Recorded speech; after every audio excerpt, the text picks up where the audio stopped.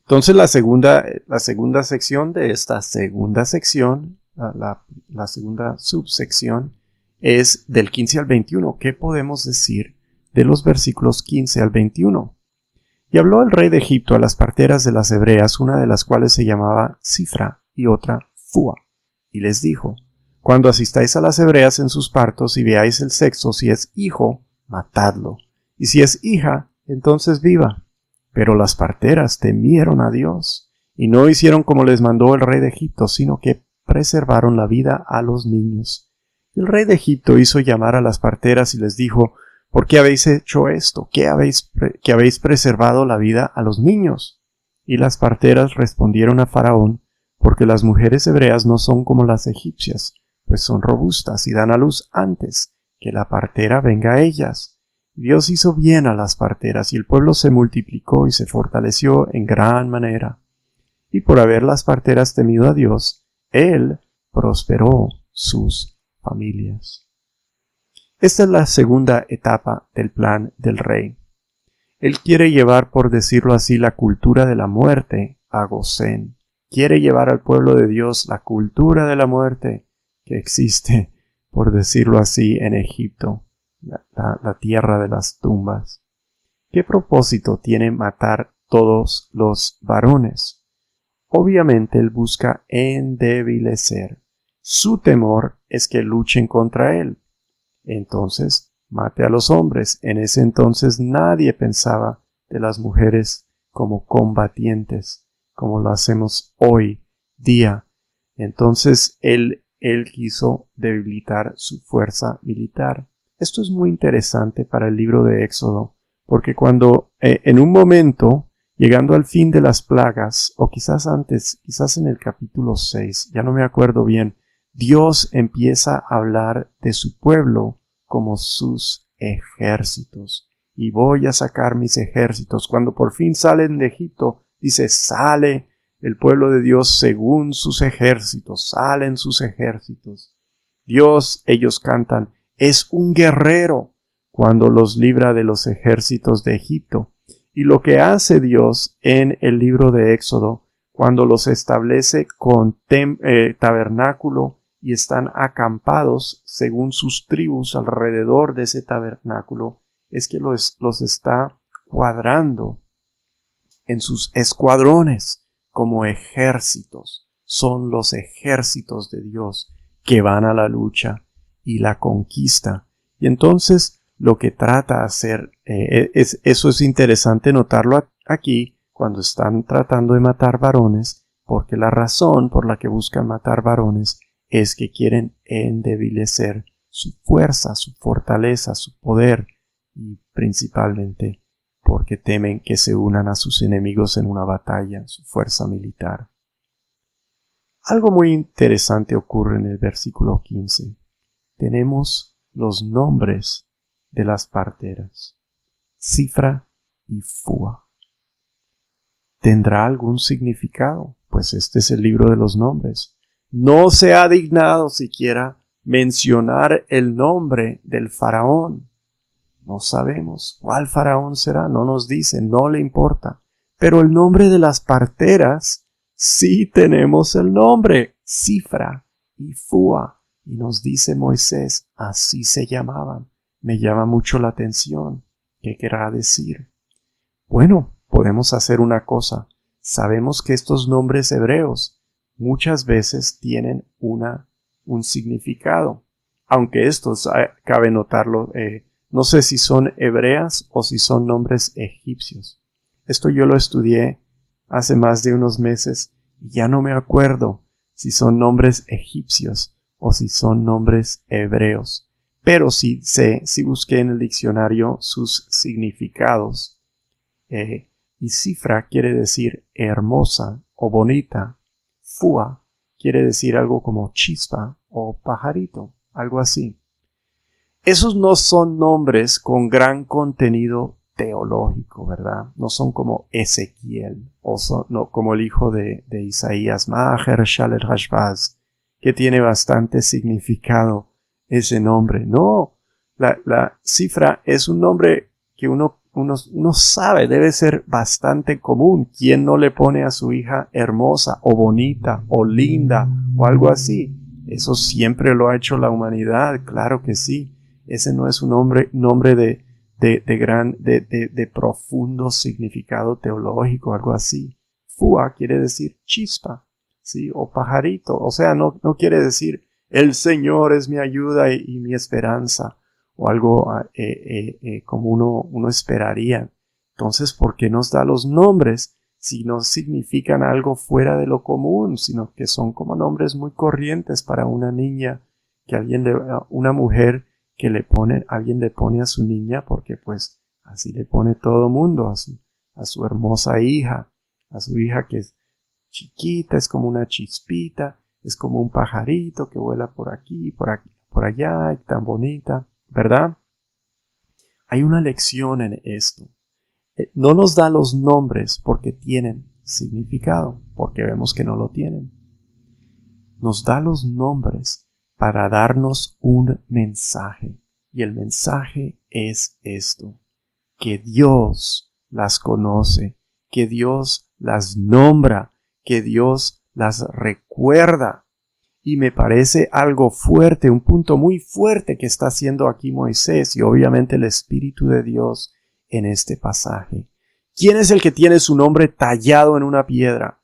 El faraón. Tiene un nombre, por ahí está, lo sabemos. Quizás no podamos, siempre la gente se pelea con cuál faraón corresponde, pero él tiene su nombre tallado en una piedra, de pronto tiene una tumba. Hay muchas cosas donde pueden investigar en la egiptología y averiguar cómo se llama él, pero Dios nunca lo menciona, no lo recuerda. Al que se olvidó de José y las obras de Dios, Dios no lo recuerda. Pero estas parteras, mujeres, sin importancia casi, sin nombres maravillosos, sin nombres históricos o nada así, estas son las mujeres que Dios nombra y recuerda, que ellas honran a Dios y Dios les honra y les da él dice prosperó sus familias. Creo que en hebreo es algo como Dios le dio un hogar, Dios estableció su hogar. Eso me parece o sea, tiene muchas ramificaciones, tiene fuertes ramificaciones teológicas, ¿verdad? De que Dios sabe el nombre de los suyos, de que Dios nombra, Dios llama por nombre. Hay un llamado eficaz a la salvación. Esos que Dios conoce son los que se salvarán. Los que se olvidan de las cosas de Dios, los que se olvidan de los hechos de Dios, los que se olvidan de José, para ponerlo en esos términos, son los que Dios también olvida. Y solo menciona el título y no el nombre de Faraón. La gloria y el poder del mundo van a pasar, y solo aquellos quien Dios conoce, aquellos de los cuales Dios sabe su nombre. Un día no van a haber ni pirámides de Egipto, y todo eso se va a olvidar. Pero Cifra y Fua seguirán siendo recordadas y viviendo para siempre. Bueno, entonces Faraón llama a las parteras y les dice: ¿qué pasó? ¿Qué hicieron ellas? Algunos piensan que mintieron, y si ellos mintieron en esa situación, a mí no me parece algo grave. O sea, si Faraón está buscando, si Faraón te va a matar, dile una mentira. Sí, o sea, dile lo que puedas para que no te mate. Yo creo que no es exactamente una mentira. O sea, es como el dilema que a veces hacen en las clases de ética o de filosofía. Si vienen los nazis a tu puerta y tocan y dicen: hay judíos aquí, ¿qué vas a decir? Yo les digo una mentira. Es así donde caigo yo. Otros dicen: no hay que decir una mentira, hay que decirles que hay judíos para que los maten. Eso no me parece bien.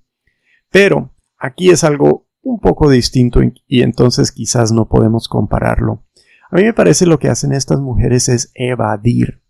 Y la forma de evadir es muy interesante. Cómo evaden darle la verdad al faraón y engañarlo sin exactamente darle una pura mentira. La forma en que lo hacen es que le dicen a Faraón lo que quiere oír. Ellas saben que es por temor de la fuerza de los israelitas que los están tratando de matar. Entonces dicen, es que los israelitas son muy fuertes, son demasiadas fuertes esas mujeres. Y entonces uno llega y lo más probable es que en algunas ocasiones esto había ocurrido y así evadieron decirle toda la verdad porque ellas están preservando niños. Y entonces le dicen al faraón, es que llegamos tarde y ya habían nacido. Y eso de pronto en parte, en algunas ocasiones es verdad y evadieron eso. Pero lo hicieron hablando a Faraón según sus temores. Y porque Faraón temía la fuerza, pues se le hizo fácil, me parece, creer lo que estaban diciendo. Sí, ni modo, es lo que está sucediendo. Y Dios las bendijo, las prosperó. ¿Por qué las prosperó? Porque ellas preservaron las vidas de estos niños, porque ellos no hicieron según la ley del faraón, la malvada ley del infanticidio, como el aborto del faraón, sino según las buenas leyes de Dios, que naturalmente las conocen las mujeres, ¿sí? Las mujeres que tienen familias, estas parteras tienen hogares, tienen familias. Ellas saben que una madre no quiere matar a su hijo y no debe matar a sus hijos, y preservaron los hijos de los hebreos también porque dijeron, eso es un pecado. Mejor le mentimos, quizás le mintieron a Faraón, por eso me parece bien, mejor mentirle a Faraón que matar niños en contra de la ley de la naturaleza que ha puesto Dios. Bueno, hasta ahí hay preguntas. Sí, señor, tenemos preguntas.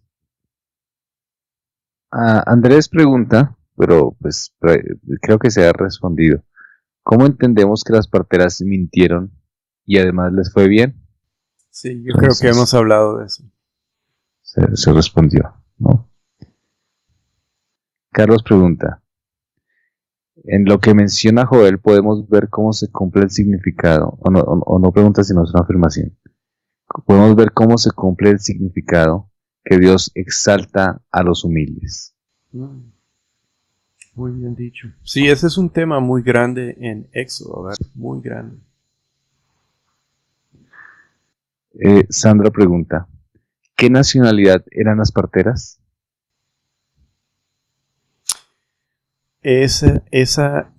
Me parece que son egipcias porque, eh, porque dicen, las mujeres hebreas no son como las egipcias, pues son robustas. Aunque también eso se puede interpretar como mujeres hebreas diciendo, es que no somos tan débiles como ustedes. Pero me parece, o sea, tiene más sentido que sean como egipcias diciendo, es que esas mujeres son muy fuertes, hombre, son duras. Y entonces uno llega y nada que hacer. Ya nació, ya se fueron, ya no están. Pero sería interesante ver por qué mujeres egipcias atendían, Sí. sí, sí, Esa sí, es una buena pregunta. Déjame buscar esos nombres aquí, a ver si mientras sí, sí, haces tranquilo. otra pregunta y vemos. Carolina pregunta, ¿por qué se tomó en cuenta los hijos de José cuando tenían como madre una mujer extranjera que era hija de un sacerdote? Según el capítulo 46. Porque ella fue tomada en cuenta, o mejor sus hijos dentro de las tribus de Israel. ¿Tiene esto algo de especial? No, no, o sea, eh, los hijos de Judá le nacieron a una mujer cananea. Simeón tuvo un hijo de una mujer cananea. No sé, no me parece que es de gran consecuencia que sea eh, que ella fuese egipcia. O sea, no pasa nada. dice Luis, Dios va obrando en la historia y vemos aquí cómo Él hace según su parecer y pone en la Biblia lo que Él cree que es significante, ¿verdad? Sí, sí. No es como nosotros pensamos, ¿no? Nosotros le damos honra al que consideramos honra, pero Dios honra a quien Dios considera que merece verdadera honra. Como que estamos tan equivocados, ¿no? Sí, En cambio, Dios es perfecto y no se equivoca y le da un sentido de honra a lo que es correcto. Sí es. Estoy mirando estos nombres. El de Cifra parece algo de los amoreos. Puede ser un nombre amoreo. Pero no dice que es egipcio. Parece que son, o sea, de pronto estos nombres Moisés los tradujo. Si eran egipcias, los escribió en hebreo, ¿sí? Pudo que los tradujo. Por ejemplo, mi nombre en inglés es Joel, pero yo me llamo en español Joel, un sonido distinto porque es una palabra con significado y se traduce. Entonces quizás hizo eso. Es difícil saber, es una muy buena pregunta la que se hizo de que si son egipcias o son hebreas, y si fuesen egipcias, ¿qué están haciendo ayudándole a las hebreas? Ahí se me ocurre... ¿O puede ser otra nación? Existe esa posibilidad. Sí, pero eso complica todo aún más, ¿y para qué? O sea... Otros esclavos, ¿no? Yo no sé. A mí me parece que, la razón por la que yo supuse, y es una suposición nada más, supuse que son egipcias, es la forma de hablar y también porque me parece que el conocimiento de estas cosas es como parte de las artes de Egipto, pero no puede ser, o sea, en todos los países tienen que haber parteras porque nacen hijos y tienen sus costumbres y sus cosas. Solo que me parece que la ciencia de Egipto con su sabiduría, su medicina y todo eso, de pronto por esa. ¿Cómo dice el versículo 15? Y habló el rey de Egipto a las parteras de las hebreas.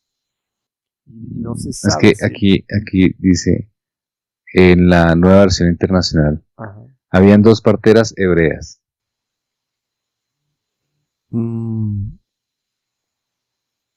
A ver. Eso dice la nueva versión internacional. Habían 2 parteras hebreas. A las hebreas. Es que puede ser, se puede traducir de 2 formas. Pueden haber parteras hebreas o parteras a las hebreas o para las hebreas. Esa traducción dice para. Esta nueva versión internacional en español dice, o sea, hace de referencia que eran 2 parteras hebreas. Sí, o sea, se puede traducir de ambas formas. Se puede traducir que son hebreas las parteras, o se puede traducir en forma de que las parteras eran las parteras que servían a las hebreas. Aquí alguien nos escribe y nos dice, o puede ser porque conocían a Dios, tenían miedo o temor de Dios, del Dios de los israelitas, tal vez como Rahab. Puede ser, pero yo ahí creo que es un temor a Dios, o sea, un temor de Dios, como que, o sea, si uno mata gente, si uno es capaz de matar a niños es porque no tiene ningún temor de Dios, no tiene que ser específicamente algo así, o sea, ellos no tiene que ser tampoco temor a los dioses, pero, o sea, alguien que hace eso merece un castigo, es natural, es la ley natural, es la forma en que naturalmente se entienden las cosas. Muy bien. Tengo otra pregunta. Ana dice, ¿hubo algún caso en que egipcios se casaran con hebreas y tuvieran hijos? Cuando salen de Egipto sale una multitud mezclada o no sé si dice en español multitud mixta. Sí. Y eso quiere decir que hay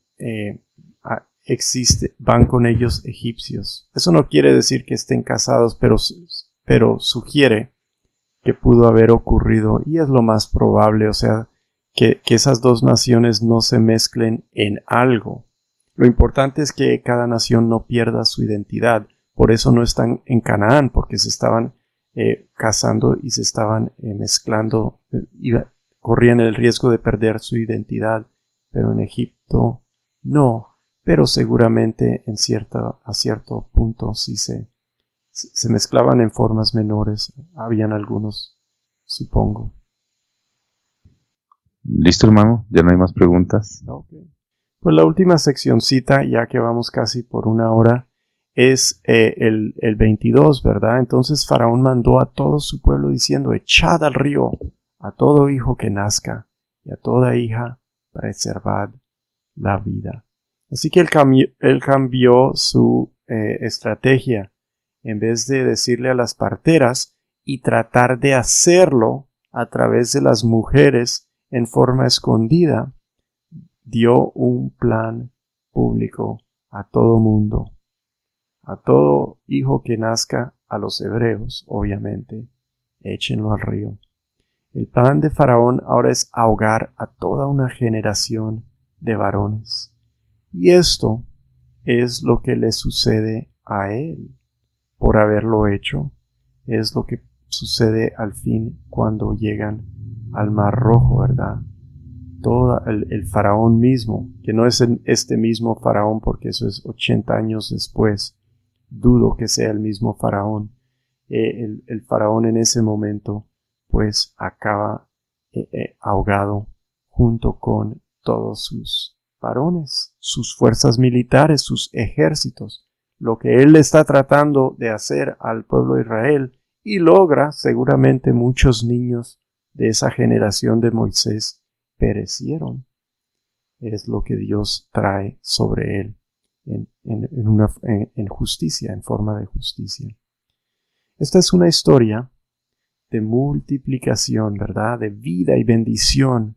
Lista a los hijos por sus madres, yo creo por eso, para enfatizar nacimiento, vida, bendición, reproducción. Los hijos de Jacob por sus madres. Una historia en que unas parteras, pensemos de eso, o sea, tanta gente que vivió en ese momento, tanta gente que ha vivido en el pasado, que vive, tiene toda su vida, se muere y no sabemos sus nombres. Pero estas parteras que en un momento de tribulación del pueblo de Dios hicieron lo correcto, preservaron la vida, no le hicieron caso al rey, sino que temieron a Dios.